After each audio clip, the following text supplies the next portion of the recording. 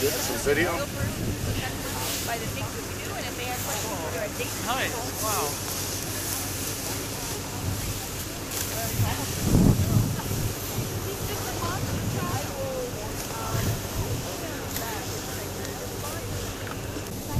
My full name is Derek, D-E-R-E-K, C-R-O-S-S, Cross. Derek Cross, and are you with the group? I'm with DFW Normal, and we came up from Dallas, and I'm a blogger, Hemp Healthy Today, and I'm also a hemp chef. I cook with hemp seeds, hemp oil, and hemp protein powder, and I educate people on the industrial hemp plant. I'm learning from guys like Eric Hunter, Ryan Loflin, Jason Love every day. Nice. Do you have an email? I do have an email. It's D as in Derek Cross 29 at hotmail.com, and you can find me on Facebook at Hemp Healthy Today. My name is Tyler Purdue. And do you have an email? Yes, I do. It's tyler@recreator.org. All right. And why are you here today? To help support hemp. I mean, be out here holding this hemp first time in 60 years. I mean, this is what America needs. We need hemp. We're using hemp. Other people here are using hemp. We're all here for hemp. We'd be doing more with this crop right now. All right. Why don't you tell me a little bit about your hemp business? What we're doing is organic hemp clothing out of Los Angeles, California. We have to import the hemp, but this is the first step in getting the process so we can make it here. And then all of our shirts are cut and sewn, made in America, right here in the United States. My name is Alex Traister. How do you spell Traister? T-R-O-E-S-T-E-R. Okay. And do you have an email? Yes, I do. I got it for you. All right. What is it? A-D, as in David, T-R-O-E 9633 at gmail.com. All right. And why'd you come out here today? I came out here to be part of one of the most historic hemp harvests to be in a very great number of years, and to learn about hemp. All right. You gonna come out next year? Oh yeah, it's gonna be twice as much work. Can't come this year and not come next year. Yeah, twice as much fun too. Right? All right. Thanks. Yeah. Tom McLean. M-C-L-A-I-N? M-C-C-L-A-I-N.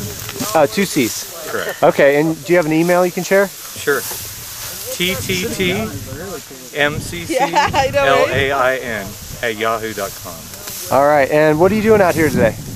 Well, came out to help with the hemp harvest today. Excited to be a part of the history that it represents for all of us in Colorado and the U.S. Okay, and where'd you come from?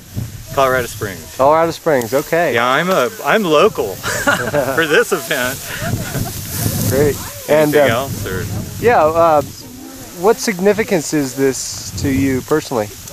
Well, I come from out of rural Kansas, and from a family that, decades ago did actually grow hemp as a cash crop. So for me, it's kind of reinstituting a crop that we used to have and used, immensely. So we're excited to get a chance to bring it back to the American farmer.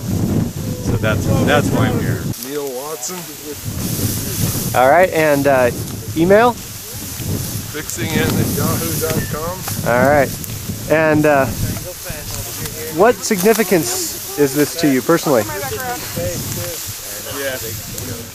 Good question. Probably just an odyssey to be on the leading edge. All right. And do you have any plans to invest in any hemp businesses in the future? Yes.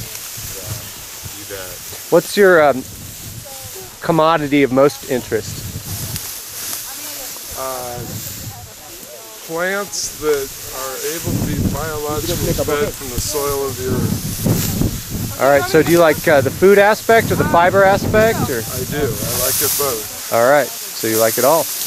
Great. So what's it like? We finally came full circle. We started off in Walsh telling farmers that they should be growing it, and now we got one that is. This is exciting. This is, honestly, it feels like I just went to the moon. I feel like I'm on the moon, and I can breathe clear again. To see what's been accomplished here is another big step for all of us. This country, oddly enough, has just been shut down, and I think this is about to kickstart it up again. So I'm very, very excited. I'm happy to see all these volunteers and all the excitement around here. So here we go. What do you got planned for next year? The plans are big. We actually, right now, I'm working with a real estate agent who contacted me who wants to do a hemp building. And so that's on the list. We've got Team Hemp House. We have hemp construction systems. There's a whole slew of things that you'll see next year. And then, of course, we'll have a lot more information about the phytoremediation research now that more people are coming on board. This is going to provide a ton of information as you've been collecting. And so I think what we're going to see next year is really just a plethora of information and more farms. Christine Ashley Taylor. All right, and do you have an email? Yes, ihw.info@gmail.com. All right, and where'd you come in from today? Boise, Idaho. All right, and why are you here?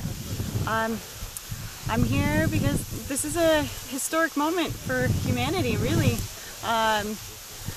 The value of what hemp brings to the people of the world is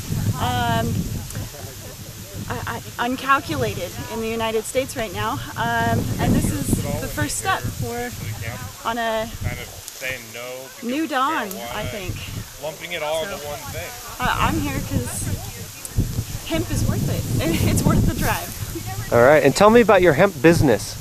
Yeah, so I make hemp jewelry, which basically uses the stock of the hemp plant, to my understanding. I would love to be able to get my supplies that I use to actually create my products with from hemp, but I've been building this little hemp business out of Idaho. It's really one way that I can kind of speak out and challenge the status quo, make people think about what hemp can really do for us, and why people are going to such lengths to educate and innovate. All right, and I understand you're considering getting involved in the political process in Idaho. Absolutely. I think many people are interested in being involved in seeing the restoration of cannabis in not only the United States but in Idaho as well. So, yeah. We'll probably do that right here in the barn. We're gonna. I'm actually gonna, build a processing facility here down in Springfield, to process, the hemp oil, and then also make protein powders and coarse edible fiber from the seed cake. And I think that's going to be so important for this community, to really have a place to go, with the hemp, and then also with other oil crops. There's people raising sunflower and they have to drive 50 miles to Lamar to take their sunflowers. So it's going to really benefit the county and the town just having this processing facility here. Obviously didn't end up in prison, so that was good. But we had a mix with the weeds that kind of came in, and kind of my consultant on how we planted, we're trying to get to do things a little differently next year, and so just plant, basically have more seed so we can get some weed suppression out of it, and we're limited on seed stock too. That really had a lot of it. Yeah. So we tried to get as much possible in here so we could get as much seed as possible. Maybe we should have compressed the acreage. Yeah, we thought about that too. Yeah. But with the male and female varieties, you just kind of lose the half of it anyway, so it really wouldn't have made much of a difference, sort of. But we would have got weed suppression out of it, so that would have made the difference. But it's a shorter crop, so it's kind of catch-22 there. Yeah. Well, then we're just gonna have you pull a couple more of these.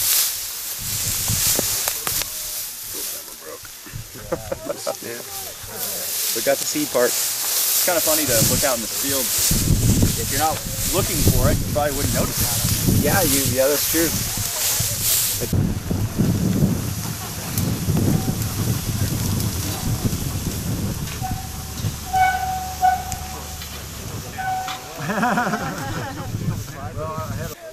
As somebody in your position, how do you look at this? Is this as exciting for you because you're seeing something from the start?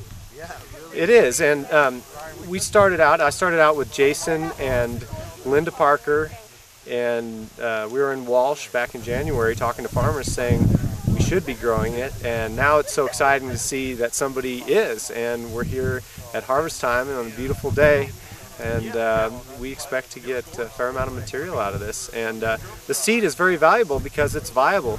You can order seed from the grocery store, but you can't plant it. This is a very valuable product right now. That's interesting. And to talk about a historical perspective too, did you ever think you'd see this in your lifetime? Honestly, until I showed up at the initial hearing for House Bill 1099, and I spoke about phytoremediation, and the committee all raised their hands and said aye and voted for it, I never thought we'd make any progress in my lifetime. After seeing these small attempts such as Alex Whiteplume in South Dakota, Dr. Dave West in Hawaii, get shot down, I never thought that we'd actually get some traction on this issue. But Colorado's a unique state in that the Republicans tend to be more libertarian than most other states. So the Republicans and Democrats really work together, and this is truly a bipartisan issue. Even at the federal level now, we have Mitch McConnell and Rand Paul who are promoting hemp heavily because their state is in danger of being impoverished, and this is one way we can get out of it. And if you see what's happening in Canada, they can't grow enough of this crop. They have to source it from elsewhere, and they are very interested in investing in Colorado. I'm a city councilman, I'm a county commissioner, and I just voted no on letting marijuana and hemp in my county or city. What would you tell them after you're looking at this and you're holding on to the first industrial hemp in the U.S. in 50 plus years?